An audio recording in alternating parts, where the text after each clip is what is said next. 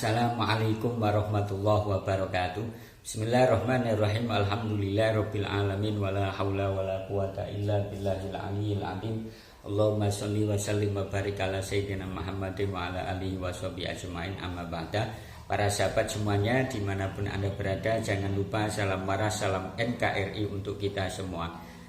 Pada kesempatan kali ini saya akan menanggapi videonya muridnya Bahar bin Smith, yakni Royhan Al-Qadri, yang viral beberapa hari ini di Facebook, yang mana pernyataan dari Royhan Al-Qadri ini menurut saya sangatlah tidak pantas ya dikeluarkan oleh orang yang ngaku beragama Islam ya. Dan sengaja tidak akan saya tampilkan videonya, karena kalau saya tampilkan videonya, Pak Alwi itu jahat, langsung di take down. Oleh karenanya akan saya cantumkan link Facebooknya di deskripsi video saya nanti ya. Pernyataan dari Royhan Al-Qadri adalah salah satunya kiai, ulama, ustadz, apalagi pejabat yang tak hormat terhadap habaib, ini termasuk munafik. Lah ini kan jelas omongan yang tidak berdasar sama sekali. Jadi Royhan Al-Qadri mengatakan semacam itu atas dasar apa kamu? Ya. Apakah karena atas dasar Al-Quran? Tunjukkan. Tidak ada. Di Al-Quran itu tidak ada yang mengatakan bahwa kiai, ustadz, ulama yang tidak menghormati habaib termasuk munafik. Tidak ada. Atau di hadis, yang hadis itu sudah masyhur di kalangan masyarakat ya, hadisnya ayatul munafiqi salasatun idza haddatsa kadzaba wa idza wa'ada akhlafa wa idza tumina khana, rawahul Bukhari. Apakah atas dasar hadis yang saya sampaikan Royhan Al-Qadri? Kalau saya teliti, mari kita teliti ya. Jadi tandanya orang munafik menurut Nabi Muhammad SAW sesuai dengan hadis sahih yang telah saya bacakan itu ada 3. Yang pertama adalah apabila berbicara dia berbohong. Ya, dia berbohong. Apakah kiai, ustadz ya ini sudah membohongi habaib? Terus bohong itu bohong masalah apa? Kalau misalkan kita benturkan dengan yang saat ini, bahwa banyak ulama-ulama, kiai-kiai, khususnya Kiai Haji Imaduddin Usman dan pendukung-pendukungnya termasuk saya ya, menafikan atau membatalkan nasabnya para habaib, ini dianggap ciri yang pertama idza haddatsa kadzaba, jelas tidak tepat, jelas salah besar. Kenapa saya mengatakan begini? Karena apa yang disampaikan oleh Kiai Imad itu adalah berdasarkan bukti-bukti yang ada. Pendukung-pendukungnya Kiai Imad mengatakan bahwa habaib itu bukan keturunan Nabi, itu adalah berdasarkan dengan bukti-bukti yang ada. Bukti kitab nasab ya, abad 9, abad ke-8, abad ke-7, abad ke-6, abad ke-5, abad ke-4. Tidak ada satupun yang mengatakan bahwa Ubaidillah, leluhur dari para habaib, ini putra dari Ahmad Isa Al-Muhajir. Kalau Ahmad Isa Al-Muhajir ini jelas keturunan Nabi, tapi kalau Ubaidillah fiktif, nggak ada gitu loh. Nggak ada. Dan itu didukung dengan, dibuktikan dengan tes DNA. Bahwa keturunan Nabi itu hasil tes DNA-nya haplogrupnya J1, tapi para habaib ini G. Sehingga ini menguatkan bahwa apa yang disampaikan oleh Kiai Haji Imaduddin Usman ini benar. Lah, ketika benar kemudian disampaikan bahwa para habaib itu bukan keturunan Nabi, ini tidak dianggap berbohong, ya salah besar.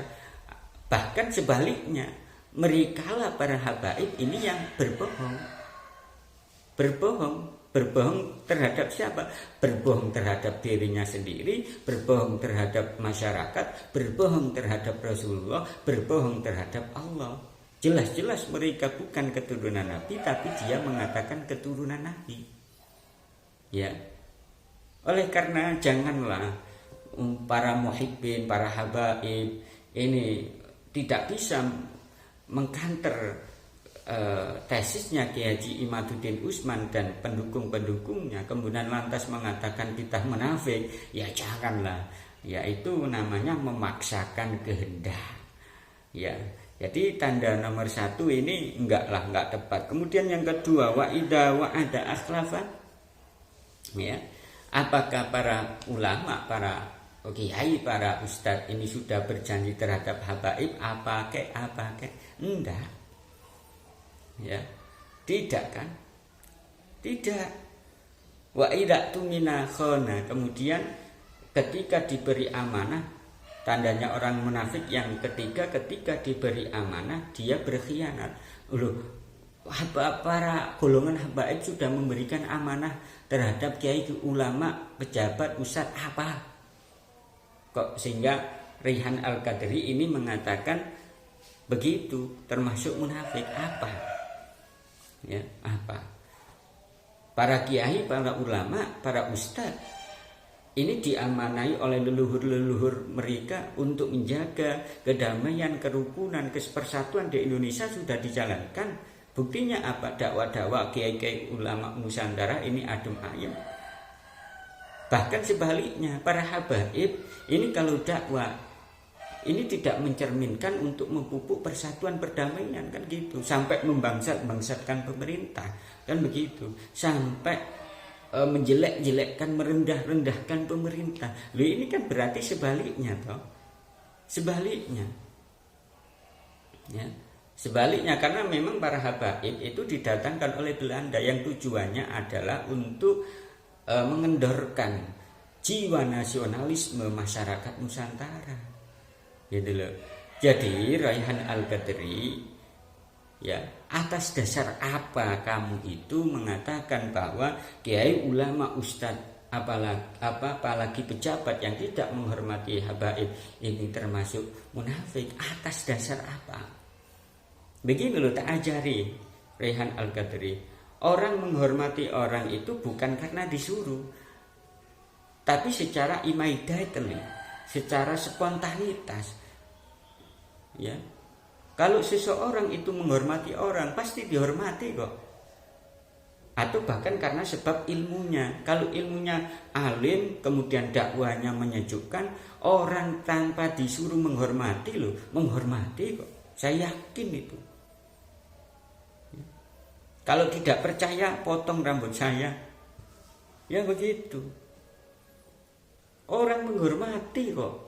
Orang dimuliakan itu bukan karena disuruh, tapi orang dimuliakan itu karena ilmunya, karena akhlaknya. Makanya sudah disinggung di dalam Al-Quran surat Al-Hujurat ayat 13 bahwa yang paling mulia di hadapan Allah itu bukan orang yang nyuruh menghormatinya, bukan habaib, enggak, tapi orang yang paling bertakwa. Inna akramakum indallahi atqakum. Bahwasanya yang paling mulia di antara kalian adalah atqakum, orang yang paling bertakwa di antara kalian di sisi Allah. Begitu loh. Ya. Gitu. Ya, jadi begitu. Ya. Kalau Anda menyuruh menghormati habaib, sedangkan habaib kelakuannya seperti itu, memalsukan maka memalsukan nasab, kemudian dakwanya membejat-bejatkan pemerintah, melaknat-laknatkan pemerintah. Ya, siapa yang mau gitu loh? Siapa yang mau? Kemudian selanjutnya Raihan Al-Qadri mengatakan bahwa pejabat ini mengkriminalisasi para habaib. Jangan ikut sertakan ulama. Ya, jadi jangan gandengkan ulama dengan habaib, beda jauh. Kalau ulama jelas warasatul anbiya, tapi kalau habaib tidak. Ulama itu jelas pewaris para nabi. Dan nabi pun ya mengatakan bahwa hormati ulama, karena menghormati ulama itu sama saja menghormatiku, memuliakanku. Siapa yang memuliakanku maka dia berhak masuk surga, kan begitu, bukan habaib loh. Bukan habaib. Jadi jangan campurkan antara habaib dengan ulama, jangan, beda jauh. masalah kriminalisasi ulama, kriminalisasi habaib pejabat, itu pejabat pemerintah bukan mengkriminalisasi ulama, tapi ulamanya ya habaibnya yang kriminal. Mohon maaf, maksud saya kriminalisasi habaib. Ya, jadi pemerintah ini bukan mengkriminalisasi habaib, tidak, tapi habaibnya yang kriminal. Hanif, ayo, ya kemudian Bahar, itu yang kriminal, bukan pemerintahnya, karena apa yang diomongkan kelakuannya ini bertentangan dengan undang-undang yang ada di Indonesia gitu loh. Sehingga kalau pemerintah ini menjerat hukuman kepada Bahar, kepada Rizik, ya itu sesuai dengan aturan negara loh. Ya, itu ya jangan dibalik-balik. Ya, jadi habaibnya yang kriminal, bukan pemerintah yang kriminal. Itu saja yang bisa saya sampaikan. Mudah-mudahan bisa bermanfaat. Akhirul kalam, ihdinas siratal mustaqim. Assalamualaikum warahmatullahi wabarakatuh.